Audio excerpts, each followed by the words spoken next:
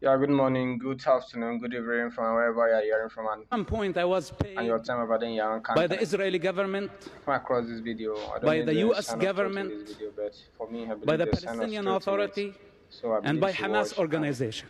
see I with was me if there's working any sign of for truth all those on guys at this the video. same time.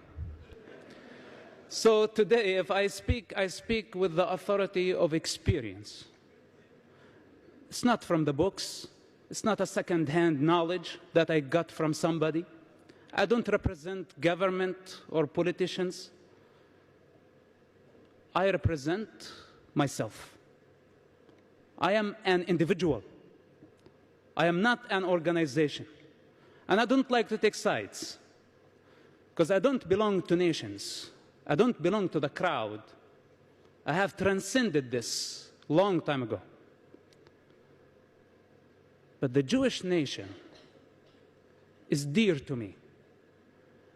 And when I see nations unifying against the Jewish people, it hurts me. Because at some point, I thought the Jewish people were the enemies of humanity. I thought that they were the enemies of our people, the Palestinian people, until I came to experience what the Jewish nation really is through intelligence service, through witnessing the true democratic model in an ocean of darkness, the only light in the Middle East. And I wonder, people here in the free world who think that they are free, unifying against Israel, attacking Israel, isolating Israel, boycotting Israel, BDS and all this hypocrisy. Of course, hypocrisy coming together with political correctness, because it's the same. Two faces for the same coin. In the Muslim society, I witnessed a woman who sent 5 of her children to die in suicide bombing attacks, one after another.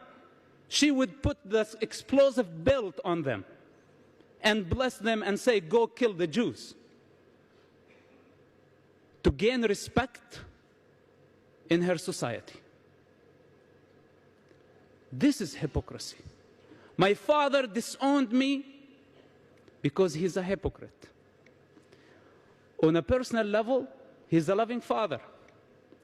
But when he puts the Hamas mask that he cannot exist without, he's a monster, he's something else. And this is the problem with that society conditioning. That if you take individuals on the side, they're just human beings like us. Any of us could have or have been brought in that environment, would be conditioned in the same way. The human condition does not differentiate between an Arab or a Jewish person. But the collective mind of the society is representing something. Is representing an ideology, a culture, a state of consciousness that calibrates in darkness, that calibrates in the 7th and 6th centuries, ruled by tribal lust for power. It have not changed, or it has not changed. Muhammad, and I know that I've been told by people here not to say this, so it does not look like the Jews are going against the Muslims. But we cannot fool ourselves. There is an Islamic problem. Al-Qaeda, Hamas, Hezbollah, Islamic Jihad, ISIS, Boko Haram, all of them are killing by the name of Allah. They're not killing by the name of Jesus. They're not killing by the name of Jehovah. They're not killing by the name of Mahavira or the Buddha or Lao Tzu.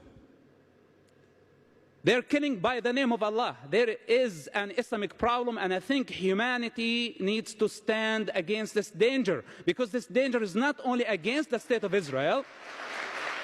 This danger, thank you. This danger is against the evolvement of mankind.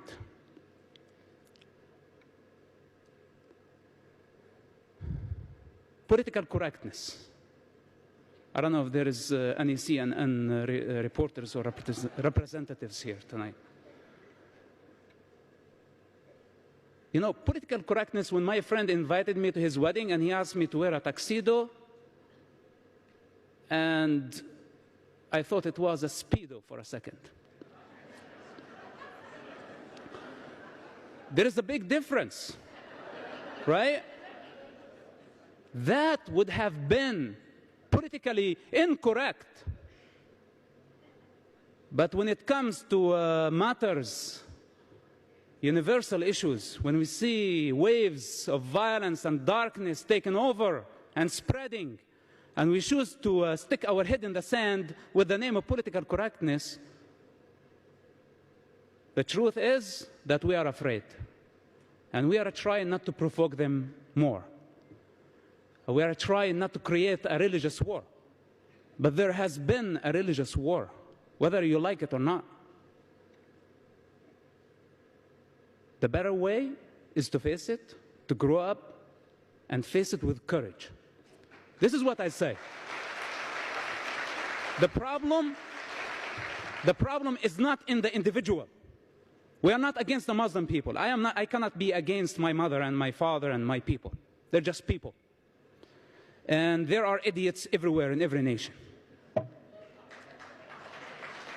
But I'm talking about the collective consciousness of nations, of regions, and the cosmic consciousness of all humanity.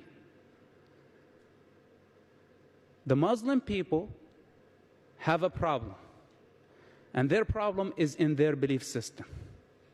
They have to face it, and we need to encourage them to fight the good fight, as I did.